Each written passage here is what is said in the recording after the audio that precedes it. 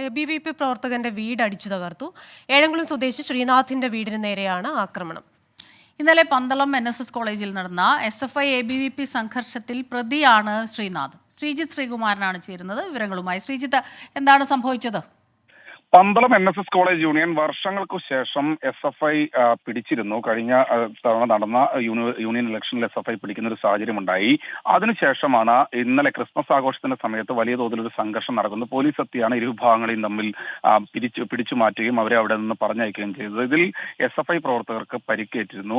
ഈ കേസിലെ പ്രതിയാണ് ശ്രീനാഥ്. ശ്രീനാഥിന്റെ വീടിന് നേരെയാണ് ഇന്നലെ രാത്രിയോടുകൂടി ആക്രമണം ഉണ്ടായിരിക്കുന്നത്. രാത്രി ഒരു 12:45 8 അംഗ സംഘം 3 കാറുകളിലായി എത്തി ആക്രമണം നടത്തുകയായിരുന്നു എന്നാണ് പ്രദേശവാസികൾ പറയുന്നത്. മുളകുപൊടി എറിഞ്ഞും അതുപോലെ തന്നെ ജനൽ ചില്ലുകൾ അടിച്ചു തകർക്കുകയും ചെയ്തിട്ടുണ്ട്. എന്തായാലും സംഭവത്തിന് പിന്നിൽ SFI DYFI പ്രവർത്തകരാണ് എന്നാണ്. ശ്രീജിത്ത് ശ്രീകുമാരാണ് വിശദാംശങ്ങൾ നൽകിയത്. 24 അഞ്ചിന്റെ വജ്രത്തിളക്കം.